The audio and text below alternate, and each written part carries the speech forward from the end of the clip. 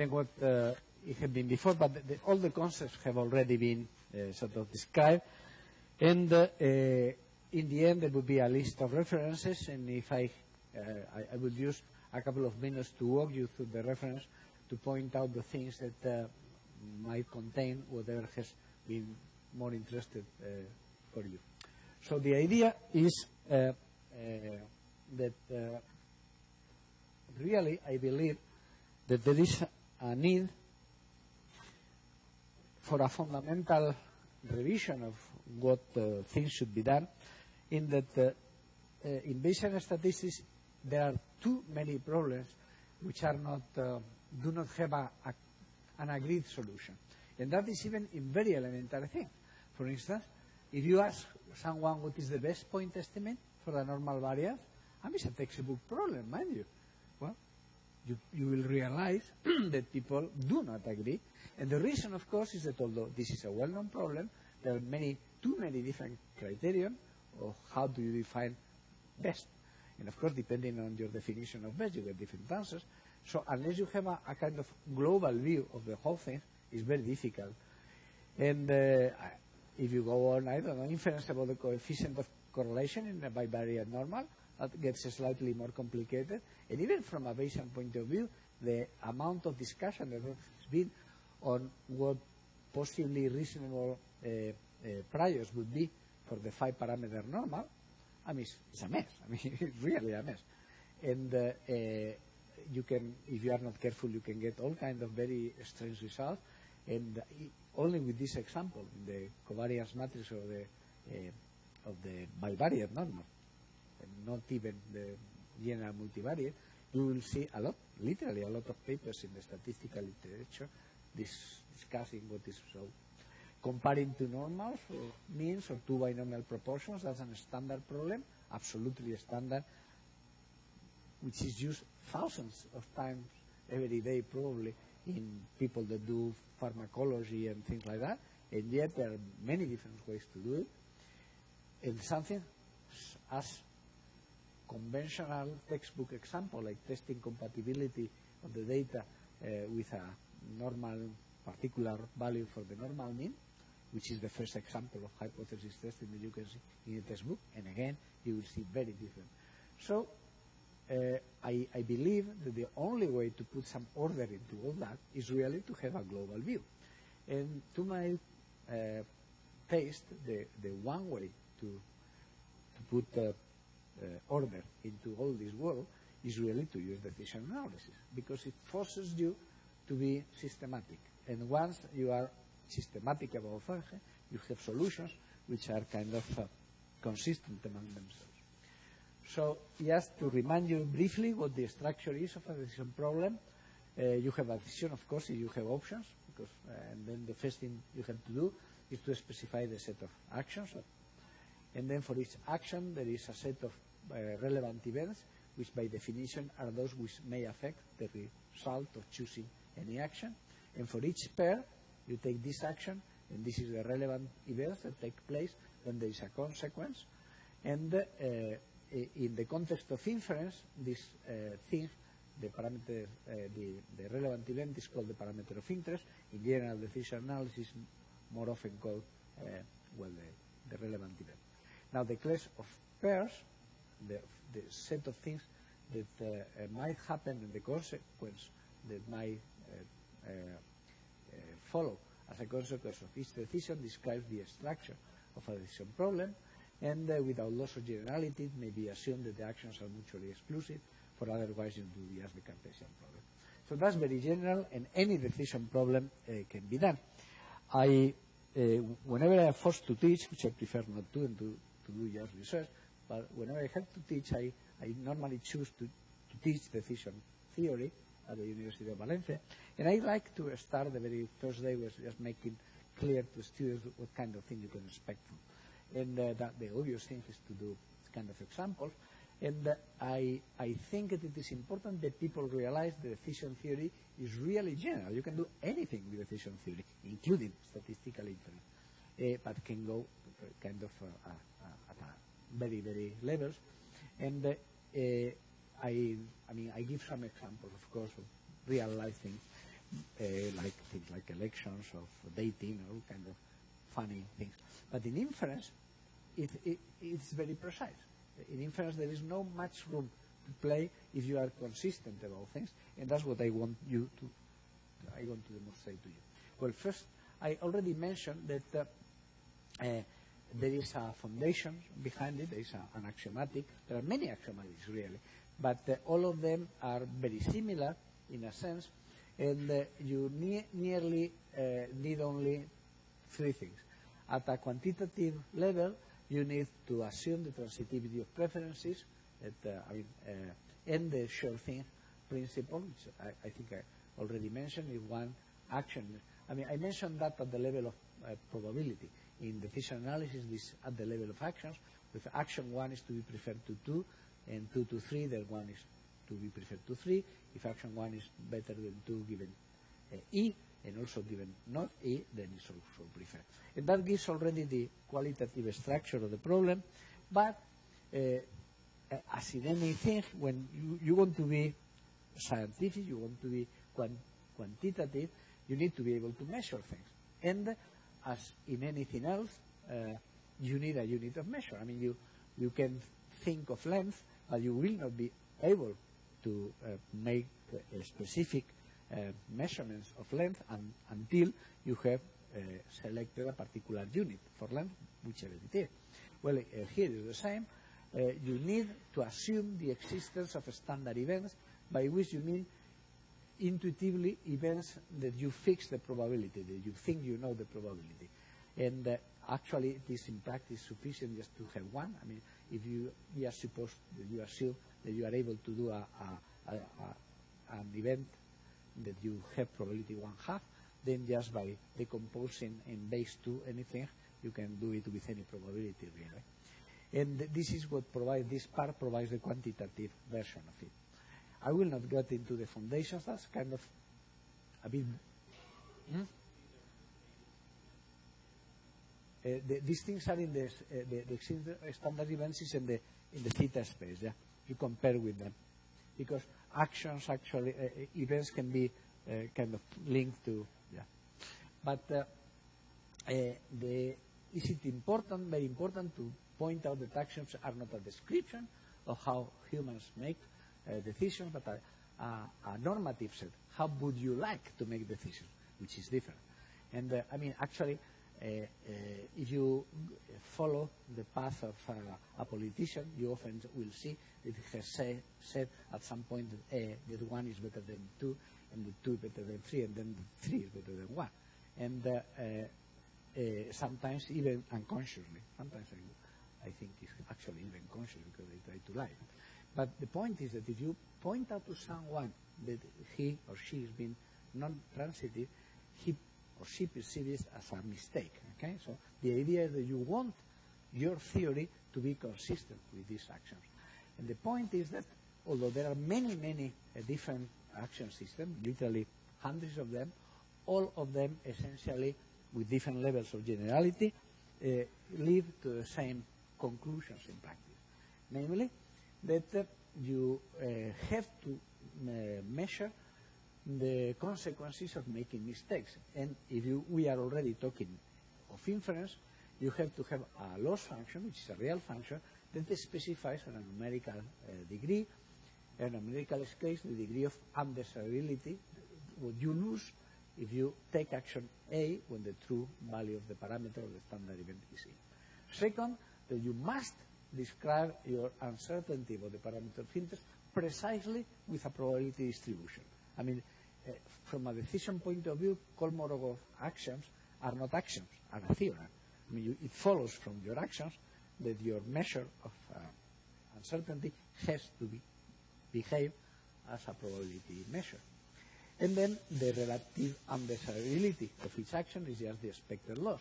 So the loss that you take, the expected loss of A is the loss that you will suffer if theta is what happens times the probability of theta, and of course conditioned to whatever you know at that moment, with or without data. Now, that's general. Okay? That should be applied to any problem. And of course, real life problems are usually sequential, but very much anything else. You reduce the solution to a sequential problem by just forcing it to be the sequential solution to one by one problem. Now, let's see what happens in inference. So, again, we have a model, and the model has two parameter vectors, the parameter of interest, theta, the vector of parameters of interest, and the vector of the nuisance parameter. Okay?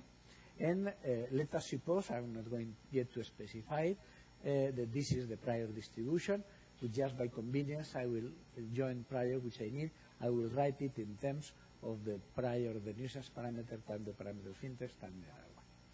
Now, of course, once again, the complete solution, given the data and the model, to your problem is the posterior density or the posterior distribution of the quantity of interest.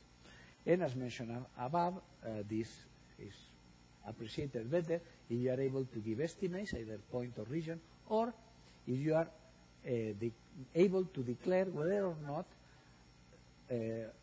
some context suggested a specific value of theta naught, which is important in the context by some reason or another, it can be a set of values, of course, is compatible or is not compatible with the data. Okay? So both things are summaries of the posterior distribution. It is contained in the distribution, but you have yet to do some work to get it. The point I'm trying to make is that all those summaries may be framed as different decision problems, but those use precisely the same loss function and precisely the same prior distribution. So you have a one-world system where you have the model, and given that model, we are going to define a loss function, and we are going to define a prior distribution, and everything is going to be a function only on that, and you can keep the same loss function and the same decision, because this is supposed to describe respectively your preferences and your beliefs, or your information, your prior information, and that is constant. Okay? So no matter what you are going to do with it, you specify your preferences, you specify your knowledge, then everything else should be a consequence of that. Now, you need to specify the loss, and the easiest way to describe it in general is I'm going to specify the loss that I would suffer if I use theta naught as a proxy for the true and known value of theta. Okay? Say it again. No. Theta naught. You might no. Theta naught is not a function of the data. Theta naught is maybe a function of the context. And indeed it is. The data in directions. I mean, it might have been suggested by the data. That, oh well, theta could actually be 0 or 1/2 or whatever, but only that very loose sense. In principle, theta naught is just one value, and I'm going to do it for all theta naughts. I mean, it's just a notation to separate between what I am considered. The action you choose, it will be a function of the data. No, but as a decision problem, I'm framing it in terms of my action is whether would be in hypothesis system, for instance, whether to accept or not to accept theta naught, and the consequence of accepting theta naught or not will depend in general on the unknown parameters. And that's all the loss function. So at that level is totally general, provided that the actions are only related to the parameter of interest, which by I define in a sense the parameter of interest precisely by what affects the consequences. Oh, yeah. You choose. Yeah. And so formally, this would be the loss to be suffered if working with the model, the value theta naught was used as a proxy for the unknown value. Okay? Now the results may dramatically depend of both the prior and the loss function. I mean, and you will see examples of how dramatically can that be. But actually, it only depends on the expected loss of theta naught. It depends through the loss and through the prior, but only in terms of this function, which is the expected loss.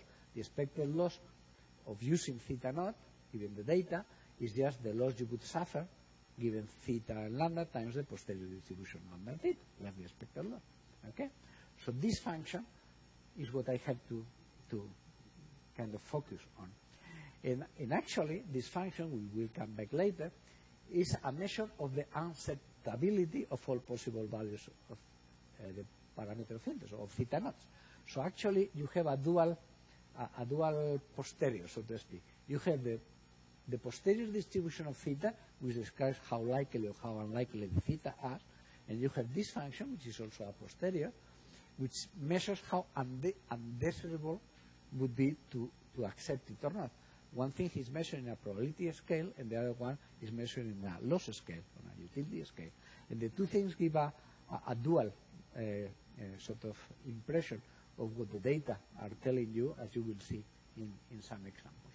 And this dual thing, I think, is an important part of this global thing.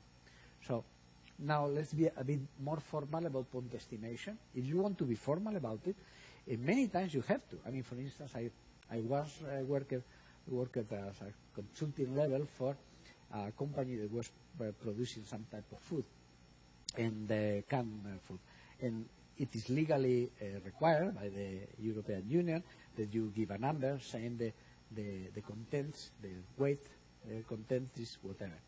And I had a discussion with the local authority representing because I was insisting that you cannot say that the weight is that. You can say that there is an estimate of what it is there, because you will never share. And then eventually, in the word at least, it was said in the norm that you have to give an estimate, a point, but you have to, by law, to give a point estimate, or you like it or not. You are entitled. So you better know what are you going to do. So anyway, this is therefore a formal decision problem. You have to choose, the company have to choose a procedure to select a number which is going to be printed and say, okay, this can of tuna fish or whatever is expected to have 250 grams or whatever it is. Okay. Now the definition, of course, is very well known. That was the way in which decision theory entered into Bayesian statistics, the Bayes estimation, which of course, given a loss function, the Bayes estimate is by definition that which minimizes the posterior expected loss.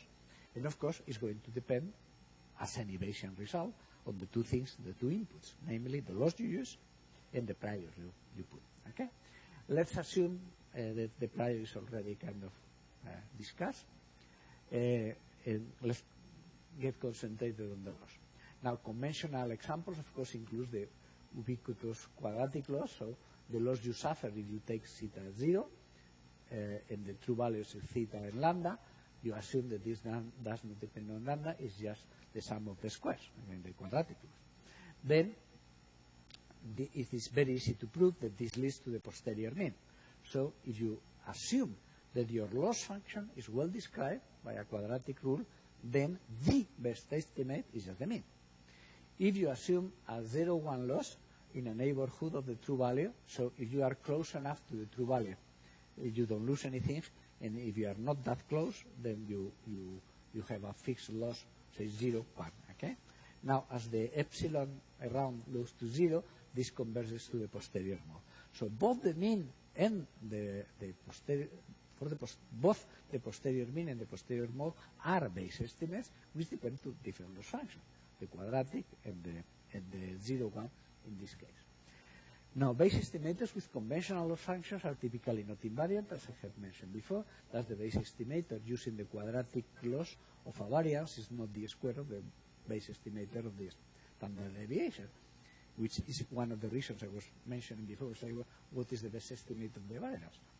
Well, you take your chance, but depending on the procedures you use, even Bayesian procedures, you are going to get very different answers, and usually they are not even invariant in the answers. So the best estimate for the standard deviation is not the square root of one of the variance and the other way around, in general. Now, it is rather difficult to explain, I believe, when one merely wishes to report an estimate of some quantity of input. Well, if I suppose that... Yeah.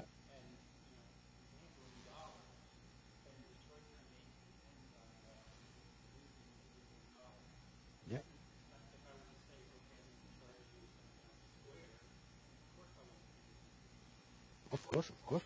No, but no, but okay. What you are saying is that it may well be the case that you have a real decision problem, like gambling, with a real loss function in dollars, and then of course you specify that in whatever units you find more convenient, and of course they don't have to be invariant. But in inference, I find it. That's right. That's right. And what I'm saying is that being, again, naive and using the quadratic loss is not sensible because there is no reason to believe that that's your loss function. That's right. Okay. So what I'm really trying to do is very much the same with loss functions that I did with reference priors, in the sense that in the absence of a real loss for a real decision problem, you want a loss function that somehow is only oriented to try to get the best knowledge about something. Okay? And that should be invariant because... Okay, now, in region estimation, very much the same thing, except that that's is less frequently described as a decision problem, but it is, of course. So, Bayesian region estimator, as we have already mentioned, is to choose a Q credible region. So, a credible region of probability Q is just something that has posterior probability Q, but there are an infinite number of regions which have the same probability. Which one do you choose? Well, if you use decision theory, once you have established your loss function, this is just mathematics. A Q credible region is a base Q credible region is a Q credible region such that any value within the region has a smaller posterior expected loss than anyone outside. So as you can see, the same thing has the HPD thing that has higher density inside than outside, but rather than higher density, you require, and that was decision analysis suggests you to do, a smaller expected loss. Now, of course, the two things are related, as you will see in a minute. In fact, for instance, if you use the quadratic loss, you do the mathematics, and it's very easy to see that the credible regions would be those whose theta values are closest in the Euclidean sense to the posterior mean. So you get the posterior mean, and then something around it which has all those values which in this metric, in the Euclidean metric, are close to it. Okay? If you use a zero loss function, you get the highest posterior density things. Again, so all things that you can think of really are particular cases of the loss function. Okay? Now, once again, conventional Bayes regions are not invariant like HPD regions, but if you use a loss function which is invariant, then you will get invariant things. Precise hypothesis testing, as I was saying, is a far more polemic thing. And yet, it shouldn't. As a decision problem, hypothesis testing problem is really very simple. You want to test the hypothesis that theta is equal to theta naught. Okay? So you have only two elements, to accept or to reject. It is important here to understand really what one means by saying that you accept the hypothesis. Because obviously, with a finite amount of information, a finite amount of data, you are not ever going to be able to say that theta is theta naught, because that is a point with probability 0. What you are really saying, and that's a very, very important distinction, is the utility, the expected utility you lose by pretending the theta is theta naught is not that. And you can afford to substitute the unknown value of theta by theta naught and things would work. Okay? So, just a second. The decision in full words is to accept the hypothesis means I'm prepared, given the data, to use the model as if theta were theta naught. Yeah? I cannot hear you. Can you?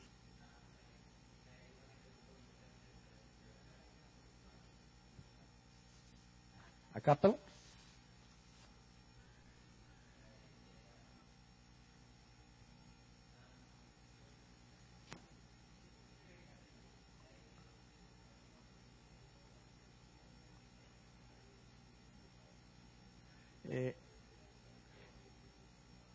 No, let's put it away. If the decision is a bit related to what Tom was saying before. If you have a decision problem, which is a real decision problem, I mean, suppose, for instance, that someone is building a bridge, okay? You have to decide what is the point estimate of the amount of cement that you are putting in the water. Now, the losses there are real losses. I mean, if you put too few of the thing, then the thing can collapse. If you put too much, it's going to be very expensive. The losses are certainly not symmetric, are real losses, and you computed whatever you want to, and that's a real decision problem. This has nothing to do with that, this type of loss. What I'm trying to do is to create a, how do I put it, a global loss function that can be used for inference, when the only thing I am interested in is how far am I from truth, without thinking in the consequence. If I am in the real life consequence of a decision, if that is the case, you really have to go into the problem itself. And the loss function would not certainly be invariant or anything. It would just the other way around in the bridge. If you are given, again, that's a requirement by the European Union, that you have to put the best dose for a particular particular medicament that you sell, and this is normally expressed in whatever grams per kilogram of the patient. Okay? Now, you have to do that. It's required to do that. You won't give a number. But from a decision point of view, certainly this is a real problem, and the consequences are certainly not symmetric. If you give too much of the thing, you may kill the person. If you don't, probably what happens is you are giving him a placebo. So obviously the two things are not. So in those problems, I'm not talking about those problems, put it this way. That's decision analysis, real in practice. What I'm talking is, and indeed, I was working for quite a while for Novartis, and before doing the second part of the consequence in real life, they were interested really in what is the best point estimate. I mean, just in terms of what is the closest to truth given the data they have. And that's what I try to do. And then in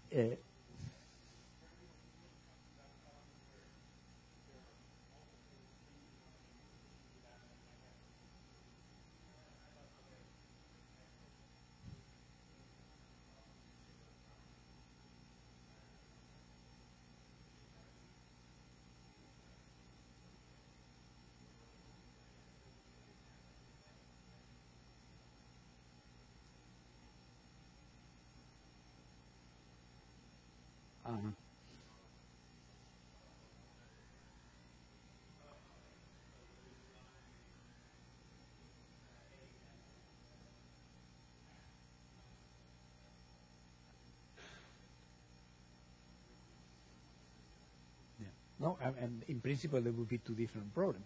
But precisely what I want to do is to do something, because I'm interested only in inference, that if things are equivalent from an information point of view, they will give you precisely some answer. If they are not, and it's very related to the same sort of thing with reference analysis. I mean, you change your parameter of interest, the whole thing is going to change. I'm trying to get inference about a parameter a vector of interest. And by inference about the vector of interest, I mean, of course, to begin with the posterior distribution, the reference posterior.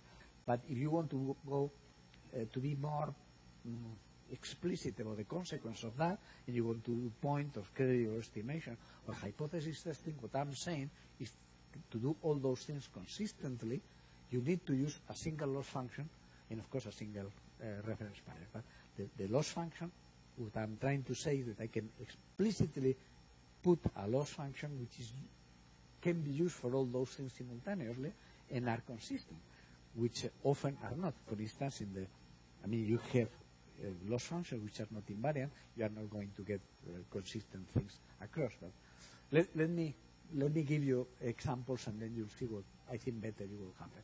So foundations require to specify the loss function, because you have only two actions, either to accept or to reject the hypothesis. So you only need L of this hypothesis. H means hypothesis testing, of accepting or rejecting, measuring the consequence of accepting or rejecting.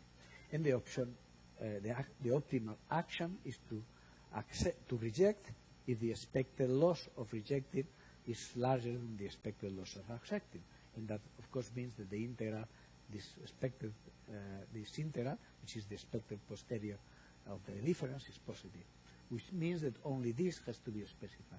So in practice, the only thing in this simple decision problem you have to specify is the difference between the loss that you suffer if you accept and the loss that you suffer if you reject. Technically, the conditional advantage of rejecting. That's the only thing you have to specify. That's just mathematics. And without loss of generality, I can say that the loss can be expressed like the loss you will suffer if you accept theta naught minus a constant, where this function is the same as in estimation. This function describes what I lose if I use theta naught. But when theta is equal to theta naught, this obviously should be 0, that's minus L naught. So L naught, which is positive, has to describe in loss units the context-dependent non-negative advantage of accepting when it is true. Of course, if there is no advantage in accepting the truth, you wouldn't do the exercise in the first place. So only if there is some advantage because of the simplification or because of the implications for science or whatever in accepting when it is true. So that means that formally the base test criterion to decide the compatibility of theta equal to theta naught with data is to reject the hypothesis if and only if the accepted loss, the expected loss of accepting is too large, okay? If it is larger than a constant.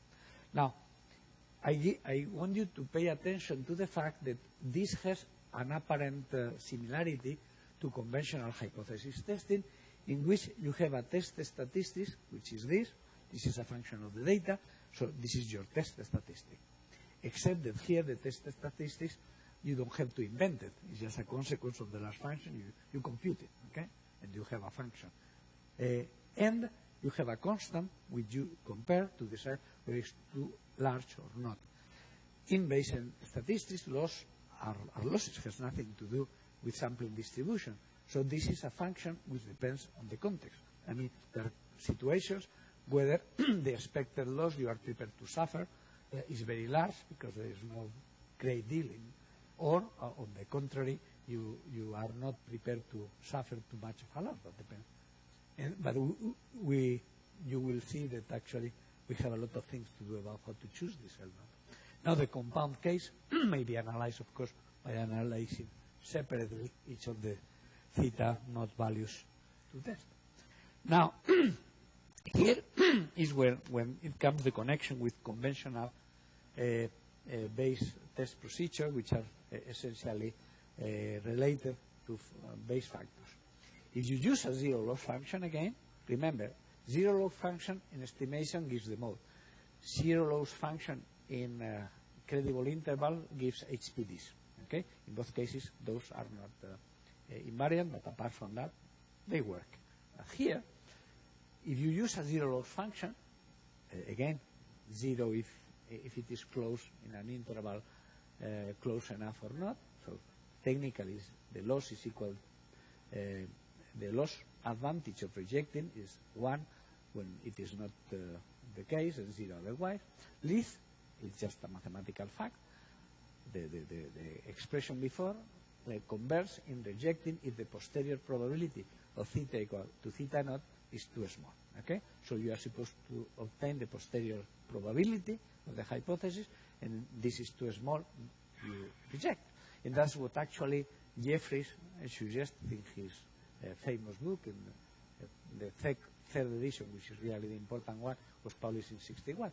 But the problem with that is that this requires the prior probability of theta equal to theta naught to be positive, because of course if it is 0, the posterior is 0 no matter what.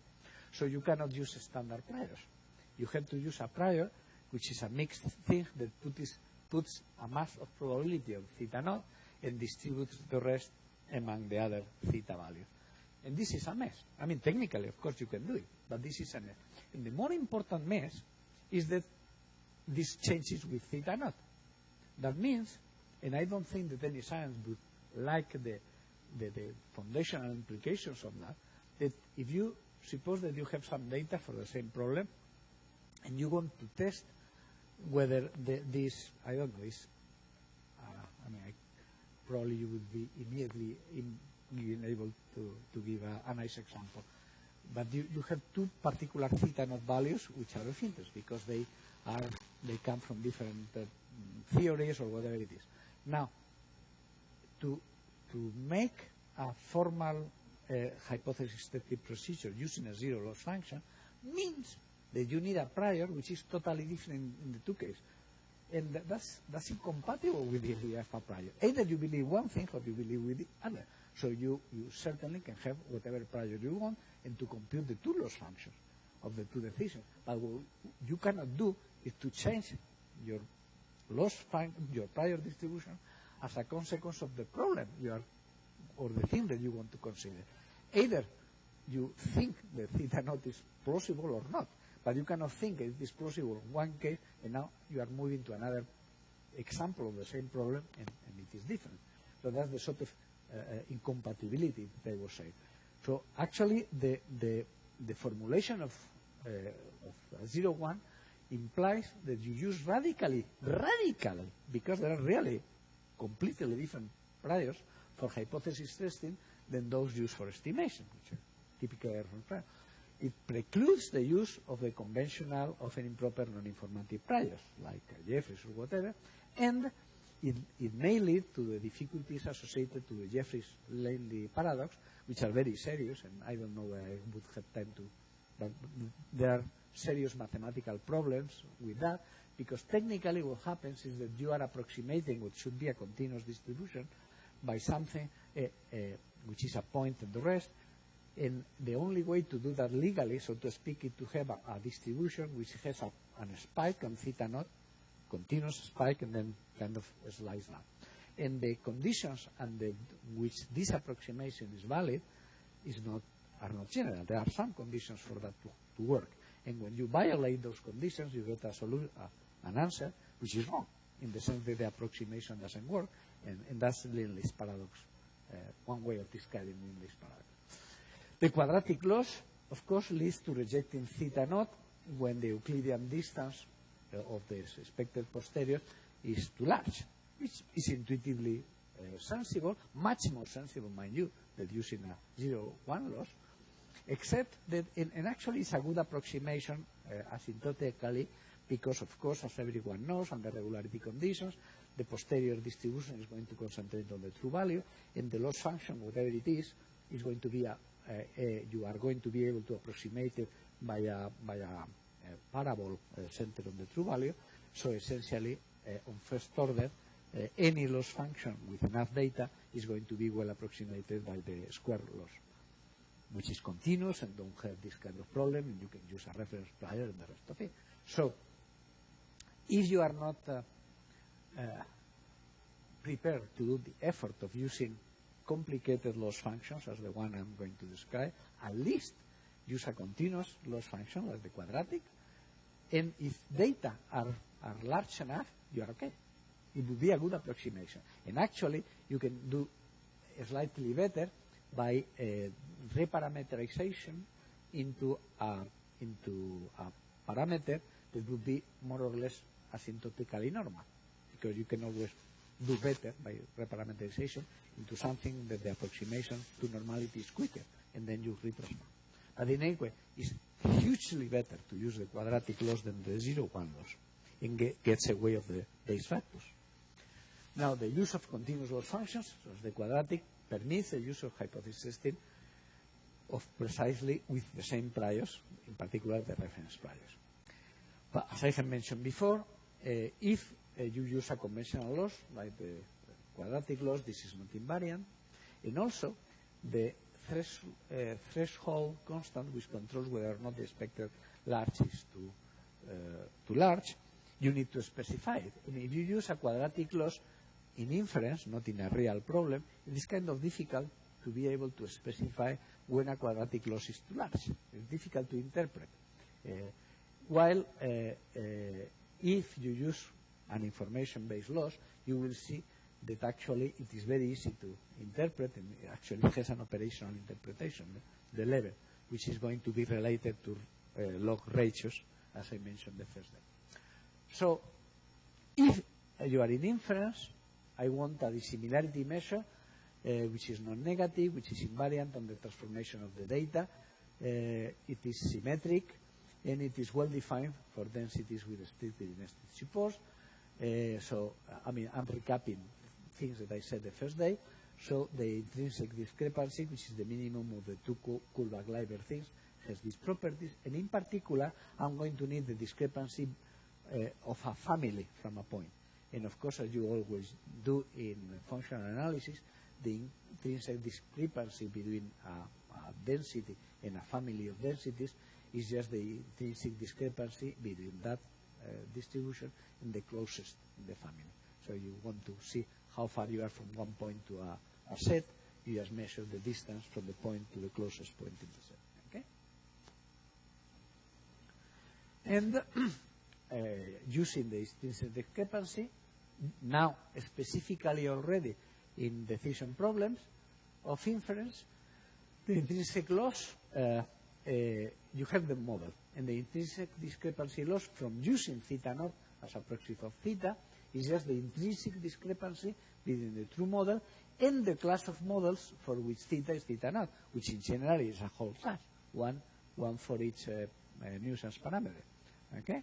So if I want to measure how far is mu equal 3 from a normal distribution, it would be how far a normal distribution centered in 3 is a particular distribution is from all normal distributions centered in 3. Okay? And this is invariant because the loss function is invariant, and that as a consequence that is invariant on the reparameterization, and as a consequence this leads to base, point, and region estimator, which are invariant, and hypothesis testing procedures, which are also invariant. Also, you have the reduction to sufficient statistics in that if the model you reformulated in terms of a sufficient statistic, the result is the same because the loss given the model, the full model, is just precisely the same as the model given the sufficient. And also, it has a nice property which is specific of the logarithmic discrepancy, which is that it is additive, in that if a random sample, if the data are a random sample, then the loss given a full model is just n times the loss from one observation. And that makes life very easy mathematically. That's only pragmatically important, it simplifies conditions. So if you ask me what would it happen if you change the loss function, if you change the loss function to another function which is invariant, which are all functions, remember that my loss function is defined, how do I put it? The important point really here is that rather than measuring the loss I suffer by comparing theta with theta naught in some distance from another, how far theta is from theta naught, like in the quadratic, what I do is to compare how far the model indexed by theta is from the model indexed by theta naught, which makes a lot more of sense because parameters are arbitrary.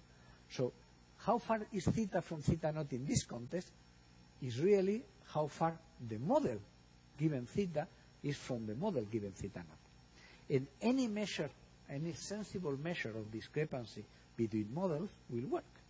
So if rather than using the Kullback-Leibler version of that which I'm using, you use L1 or L2 or LP, you will get sensible answers. And in fact, I have done it. It's just they are far more complicated to derive. I mean, the mathematics become far more entangled than with the logarithmic is just wonderful. It just works better and has other justifications.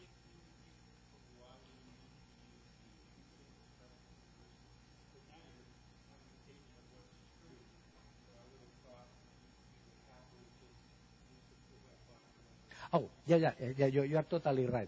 I should have mentioned that. What happens is that under very, very large regularity conditions, the Kullback-Leibler is always the smaller.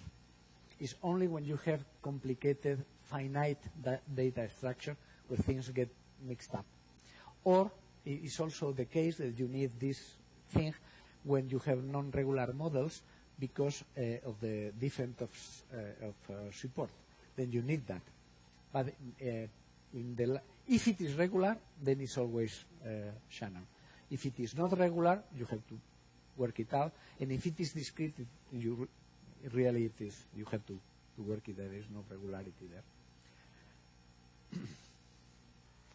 Now, objective Bayesian methods are by definition methods where you use a reference, a prior, which is obtained by some kind of algorithm, which depends only on the model.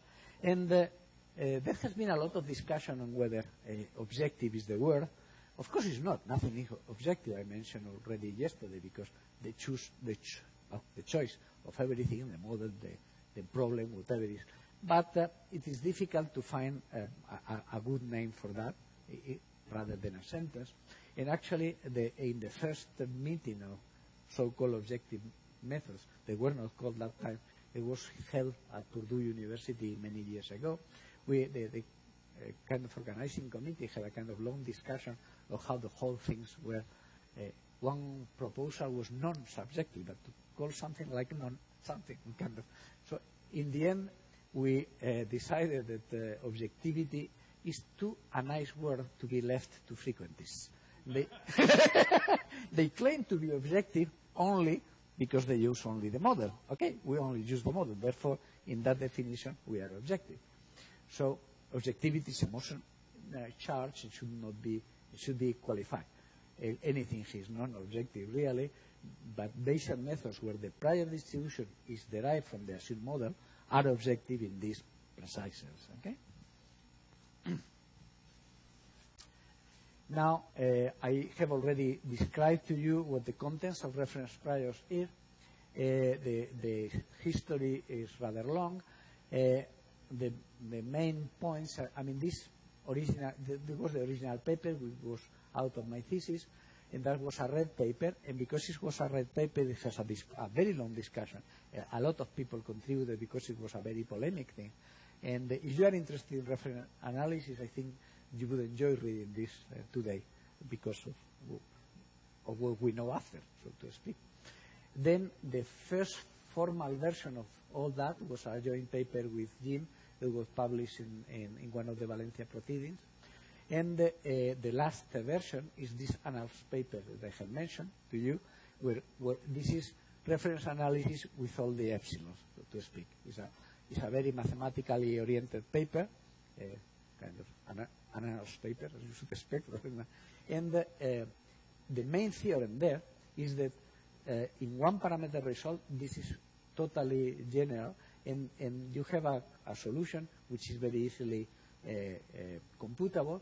So if you call theta k to be k replications, conditionally independent of your original setup, for sufficiently large k, you define P of k proportional to this thing, the expected value of log of the posterior, where this is the posterior for any prior you want to put, because it's asymptotic by definition. This H, you can put whatever thing you want to make the computation fast, can be uniform, can be whatever you want. And then you just compute it. And by simulation, this is very, very easy to. You can do it analytically, of course, but I mean, by simulation, it's really easy. And it is totally general. And in this paper, you will see the solution, precisely because it is very general, to many non-regular one-dimensional problems, many of them. Some of them were very difficult, and people didn't really have an idea what the prior could be for this kind of problem. But when you use that, sometimes you get a surprise. For instance, we were doing it analytical for one particular problem that was, what was it? I don't remember now the precise details, but it was certainly a non-regular problem where the sampling space depended on theta. And it was not easy to get the analytical version of that done, so first we did it numerically. And we did it numerically with a lot of points. And I thought, that really looks like, I think it was 1 over theta times 1 minus theta, something like that. You get a feeling, no? And I plotted 1 over theta, 1 minus theta. perfect. I said, well, Don-Chu was the one that was trying to prove it formally. I was doing the numerical thing, and Jim was trying to see what kind of thing, if he could see any argument of the general family, so the maximization being done within this family. And he thought that it has to be of the form 1 over theta to something, 1 minus theta to something. I computed I showed it with one, just fixing the parameter was, and then I said, all right, you should prove that, right? It has to be true. And then Chu was not coming out. Cannot be that. Well, in the end, he found the solution. And the solution was not 1 over theta, 1 minus theta. But you have to get to a resolution huge in order to see the tiny difference. So analytical solutions, when you can find them, are often complicated. And in this paper, you will see many examples if you are interested in it. And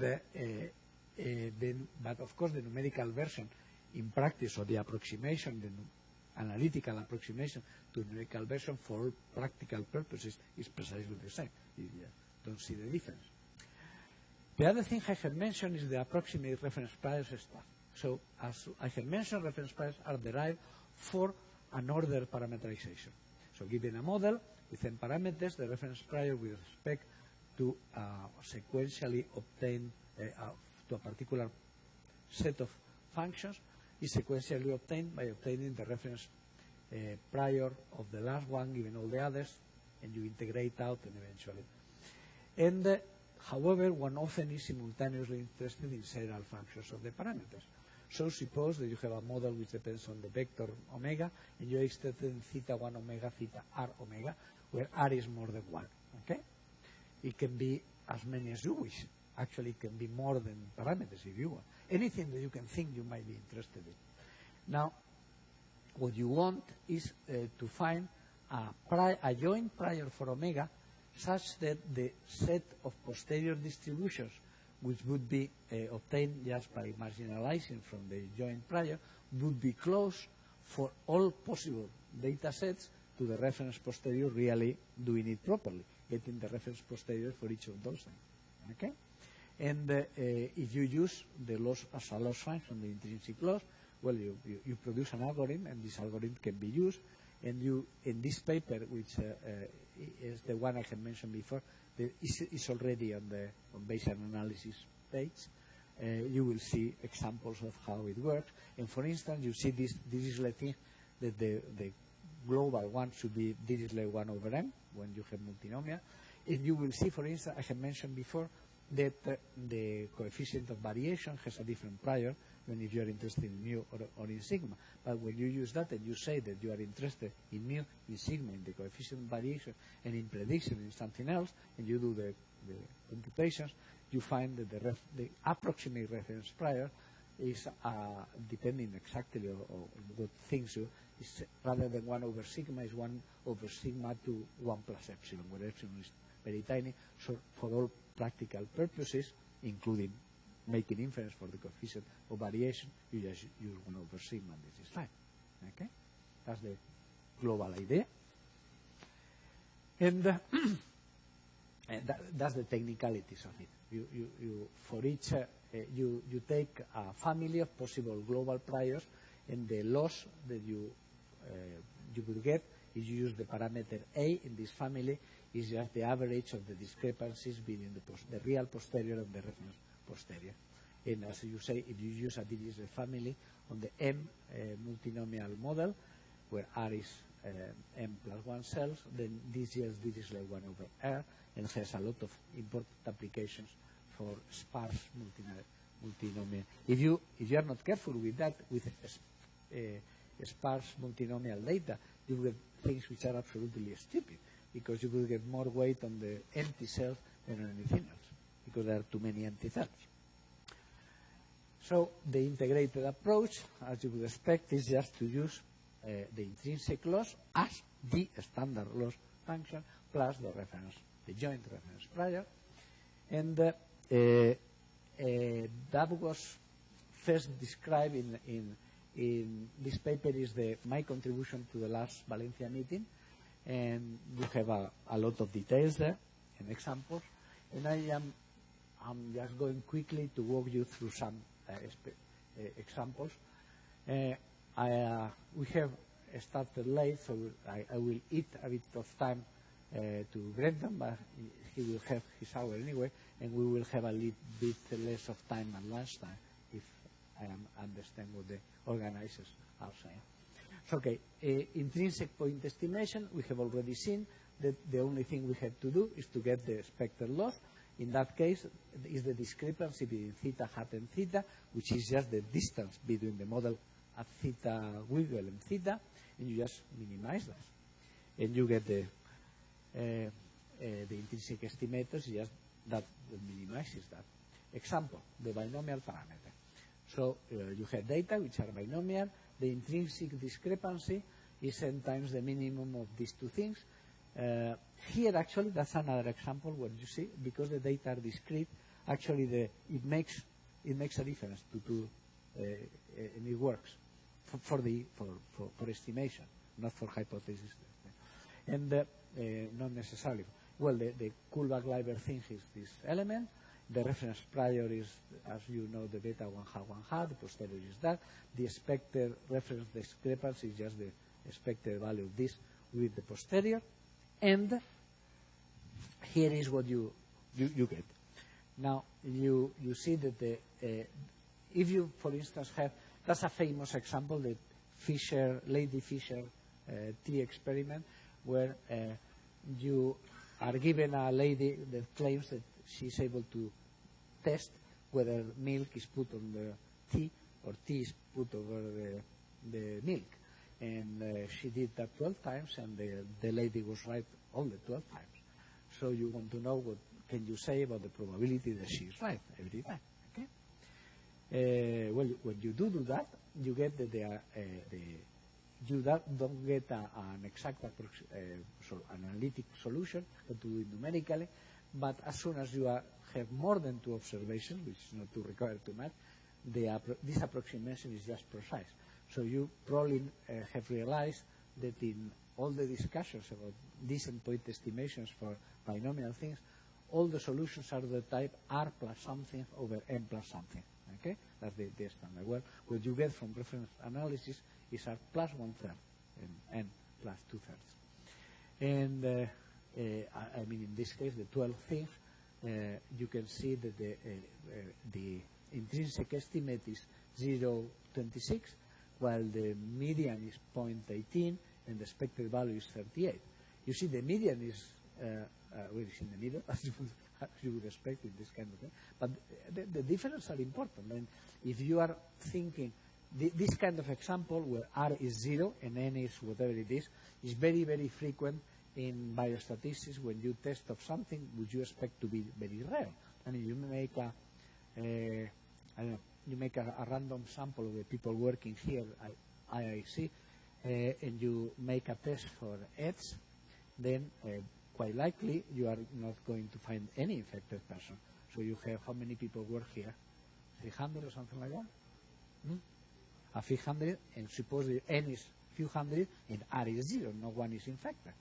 Okay, then what is the best estimate for that? If you use classical statistics, the maximum likelihood is 0, so you conclude that no one can be kind of infected here, which is kind of stupid. Well, if you do this, you get, and when R is 0, the differences between what you put here are important, as you can see. And it has, if you do, from a decision point of view, analysis on the implications of that, you have to take it into account. The normal variance, I have mentioned before. Well, if you do it here, you have a normal distribution. The intrinsic point estimate of the standard deviation is n over n plus 1 times the maximum likelihood S. Okay? And because where S is defined as one should, defined over n. I hate these machines that assume that S is divided by n minus 1 just because this stupid unbiased estimated stuff. But anyway, this is, if S is the maximum likelihood estimate, then the intrinsic estimate is slightly larger, you see?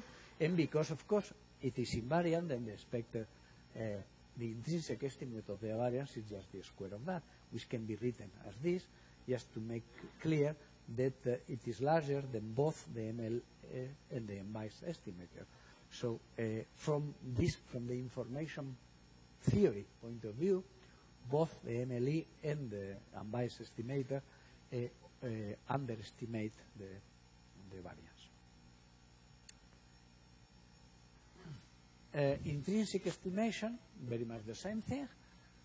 Remember that an intrinsic credible region is just a credible region where the expected loss in the discrepancy term of elements within have a smaller loss than those outside. And I give you just a couple of examples. And this gives you precisely what I was trying to say before, that you have a dual representation of inference. So that's the same binomial problem as before. R equals 0 and 12. You have already seen the posterior distribution was done. Okay? Now, a region 0.95 is just that region that has 0.95 and have all the values inside smaller than those outside. In this case, this is the loss function. Okay? So you see a very nice, the axis here is of course the same. This is theta down here. This up here is probability density, and this is expected loss. Okay? So what you do to get an intrinsic region is to, very much like in HPD, you come down until you have the appropriate coverage. You come up until you have the appropriate coverage on the loss. So when you are here, you don't still have a posterior probability of 0.95, so you get it here. So you get an interval which is from 0 to, in this case, 1.5. So you can essentially say that with probability 0.95, of course you can say, because that's a reference price, that with probability 0.95 the true value of theta is smaller than 0.14, but actually this is the best credible region from the point of view I have been describing. And as you remember, the point estimator was 0.26, which is of course the value here, which minimizes the loss. So you see the posterior probability of the thetas and the loss you would suffer if you use any value different than the true value, which is minimum at the intrinsic estimator. It goes a little bit up here and goes very much up. And if you have the same thing, but with not 0 n, again the binomial, now you have 100 observations and 25 are positive, then the differences are far less dramatic than with the standard techniques. The intrinsic estimate is 0.2514, and the region is this, which again, that's the loss function. You start coming up, and then when you have the coverage, the posterior probability, this is the region.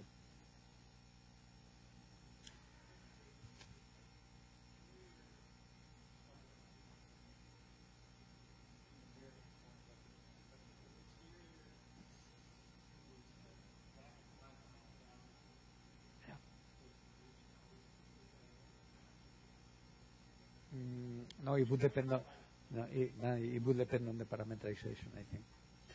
Okay, precise hypothesis testing, same thing again. You compute the expected reference posterior intrinsic discrepancy, and this is just test statistic.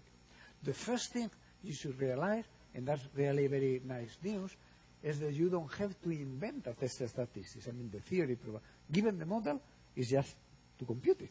And you have a function which is defined to see how good or how bad the value of theta naught is. So this is the loss you would suffer if you accept theta naught, and this is a function of the loss you would suffer if you knew theta, which is the difference between the model, the discrepancy between the model of theta and the discrepancy at theta naught, times the posterior distribution for some constant. Now, because we know this loss function, we can calibrate things. Because it's not only that you have a test value, but you can control how bad or how good this is, because the intrinsic test statistics, remember, it was the minimum expected log likelihood ratio about the value. So you have an interpretation diagonally of what that means. So, for instance, if you get a reference test value of, say, log 10 to to 3. That implies that given the data, the average over the possible samples of the likelihood ratio against the hypothesis, this ratio, is expected to be about 10, which is some mild evidence, but not too much, again. Okay? And of course, if it is log 100, then it's about 100 times, or if it is log 1,000, well, 1,000 times, and so on. So, for instance, if you have something of the order of 7, you know that the data are expected to be oversampling 1,000 more times, 1,000 times more likely under the true model than under the hypothesis. So, therefore, you cannot likely reject the hypothesis. So, the test statistics is deemed to be large because it directly indicates that given the data, the true model is probably rather different than the model of theta naught. This has nothing to do, of course, with the sampling properties of the test statistics under the null, as the frequencies will try to do. Canonical example, of course, is testing the mean. Okay, that's the simplest problem you can think of, and yet, as I insist, few people would agree of what to do precisely in Bayesian statistics. So you consider a normal model. The discrepancy between mu naught and mu actually is this function, which is quadratic, as you can see. The posterior distribution is just the normal we have mentioned before. The expected loss is 1 over 2, 1 plus zeta squared, where zeta is the standard statistic, S bar minus mu naught over sigma. So rejecting mu equal mu naught, if delta is larger than d star, is actually rejecting if the conventional test statistic z is larger than root of t delta minus 1. And therefore, in this very tiny toy example, there is a one-to-one relationship between the what I am describing and the frequentist two-sided test with significant level alpha, where alpha is precisely twice 1 minus phi of theta. The expected value of this under the hypothesis, the sampling expected value, just to know what the properties of that would be in the long term, is 1. So that means that in this toy example, if you get, if the hypothesis is true, you would expect to get the d values of about 1. And remember that 2 is some evidence, 7 is a lot of evidence, and here you have the plot of the function in terms of z. Z is the standardized version of x bar minus mu over sigma over root of f. Now, you can see the green line is 1, which is what you expect to obtain if the hypothesis were true. This is log 10, and this is log 100. Okay? And you can see that it's equivalent, log 10 is equivalent to the famous, nearly exactly, to the famous 0.5. And that has a lot of implications, because this means that in this moment, in this problem, where things are, there is a perfect matching, using the other terminology, so rejecting with log 10 is precisely the same as rejecting with alpha equals 0.05 in this case. Okay? That means that whenever you reject with 0.5, from a classical point of view, this is equivalent, when you do it from that point of view, to rejecting whenever the expected likelihood ratio of the true against the null is about 10. So you are rejecting only when things are about 10 times more likely under the true model than under the hypothesis. And that's far too few. So no wonder, and that has been published in many ways in the literature, especially in the applied literature. Probably in physics too, I have seen it in many times in medicine and in chemistry, that it is now known as an empirical fact that a large proportion of the cases in which a hypothesis has been rejected at the 0.5 level, you should not have rejected in the first place. And given this argument, you expect that at least 9 out of 10 of these rejections were false rejections. You just didn't have enough power, enough information to. So it just this tiny example, which is very tiny, but because of asymptotic situation, is kind of approximately true in many other conditions. is just not enough information. Log of 10 is, but you have, the point is that here you have an explicit measure of how bad, of how good the fitting is. And the 0.05 corresponds to log 10.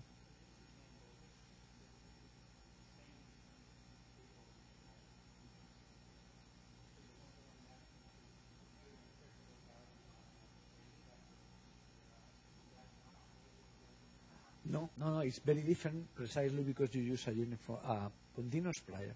And in fact, I'll give you an example of how different it can be.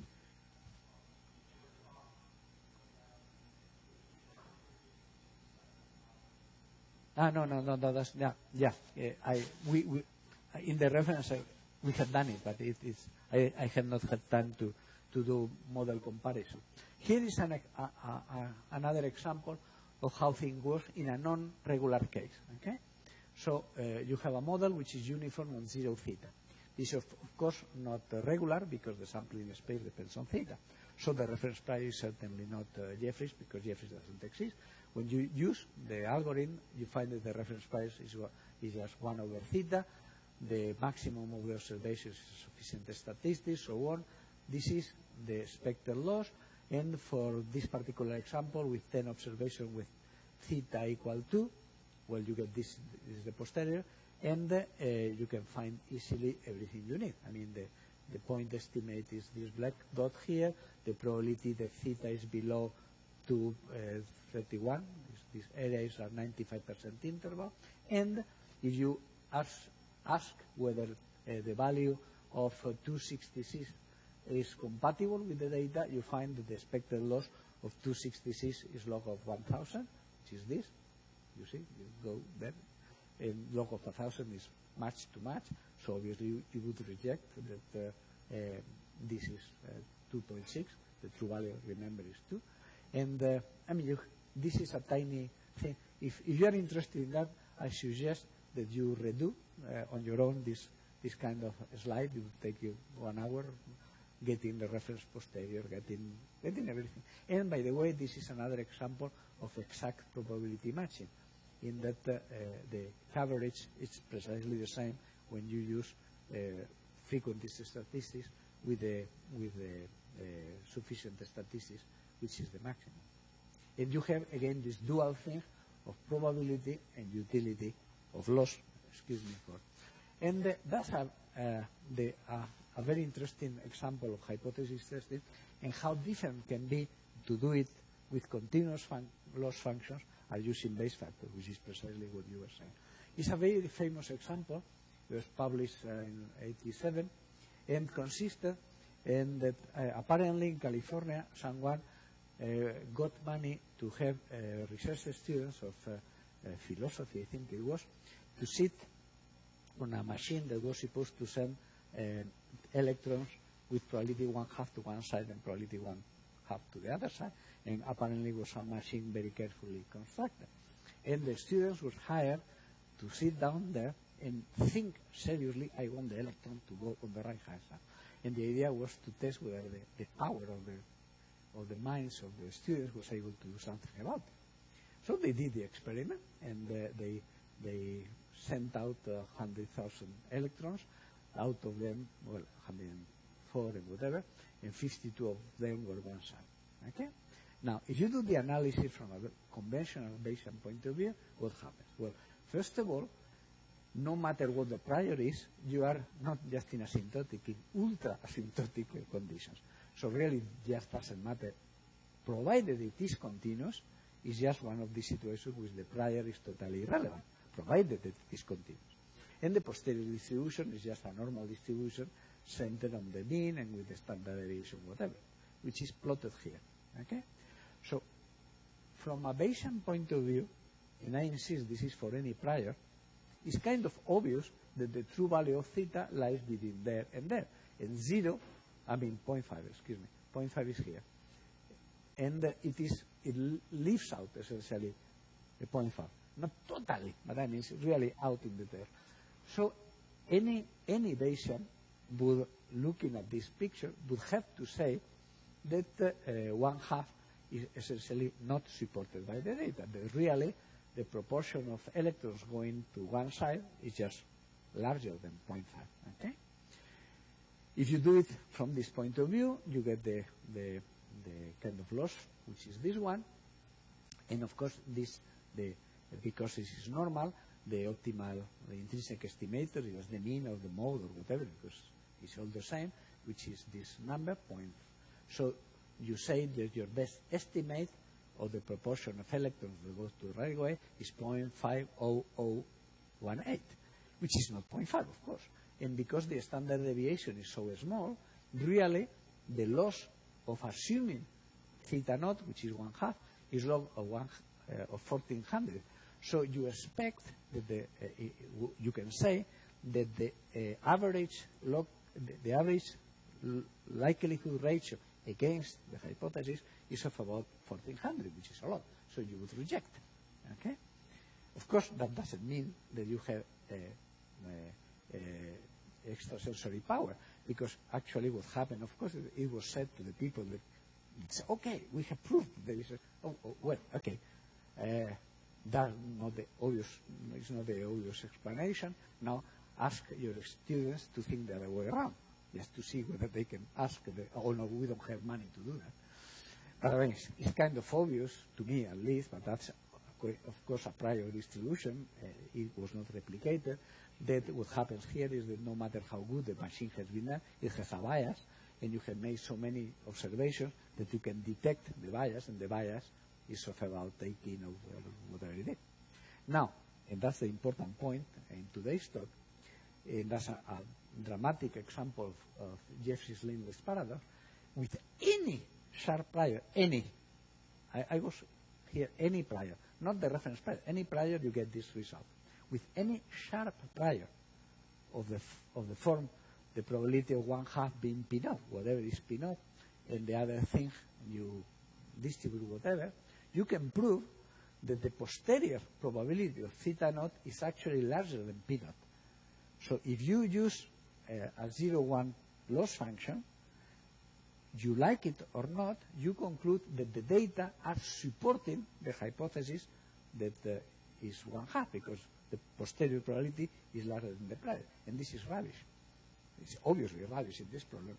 What is going on here? Well, what is going here is that this approximation that works under some conditions, that you can approximate a point mass, an spire on a point by a point mass and something else, breaks down when you have a large sample size under some condition, and in this case it just breaks down.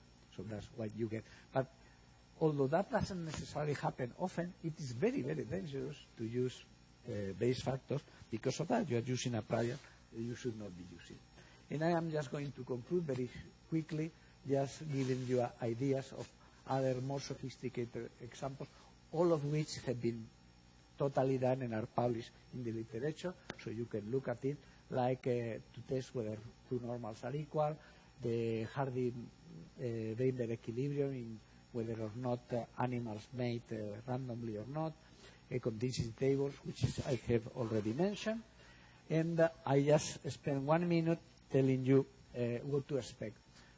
These papers are ordered not alphabetically but chronologically to make easier the discussion, the comments I want to make now. All of them, you can get them from my website, which is just the university website my name. This is the original paper, the RSS paper, which I insist the discussion is really fun. Then this is the paper where things got already precise. This is, if you are interested in the philosophy of all those things, you will enjoy this kind of paper that I was invited to produce with a kind of provocative title, Non-Informative Priors Do Not Exist, making clear that it depends on what you define by it. There's nothing objective about it. And again, this is with discussion. That was the first attempt to do what I have described with hypothesis testing in some simple examples. This, if you are interested in having a kind of written version of all what I have been talking here, probably the best reference is that. The Handbook of Statistics 25 contains a chapter which I was asked to write specifically on reference. And because it's an encyclopedia type of thing, it is supposed to be more or less self-sufficient. So that's the. If you want to review what I have been talking about in these 6 hours with more detail and, of course, specific reference, that's the simpler way. That was the first time that intrinsic credible reasons were interested. That is a very important discussion paper too. That's by Gimberger, and is the case for objective-based analysis, why you should be using. And in this paper, you will see specific examples of how dramatically wrong can you go if you use naive improper priors or naive uniforms, which are proper and even worse. Then this is a discussion paper again on point and region estimation for the specific realm of location scale. That's another global paper on Bayesian methodology, not only reference, which was I was asked to write for people in chemometrics, and that contains reference analysis as a subset. And those are the recent stuff that I have mentioned. This is the formal definition of reference priors, where all the mathematics are there with. That's an interesting example I have not had time to talk about, which is in the discrete case. You know, that natural induction is usually referred to by,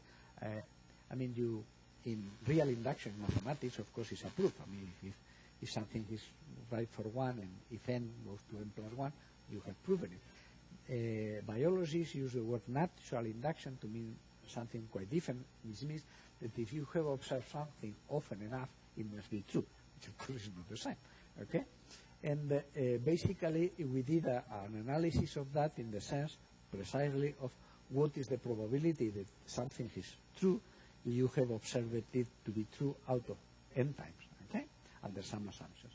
And it is, because this is a discrete problem, it has a different, and it's again a discussion paper in the discussion. And finally, this is my contribution to Valencia 1, which is where it was first coordinated, all the sort of stuff that I have given. This might be interesting to you for physicists. This is a very short thing that contains the contribution on the sort of workshop that was done in CERN in Geneva on this sort of stuff. And this is the objective priors for discrete parameter spaces when you have a structure are complicated. I have told you before that if you don't have a structure, it's just maximum entropy.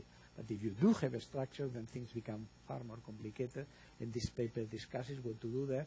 And finally, the one I had described overall. So this is all. Sorry, Brendan.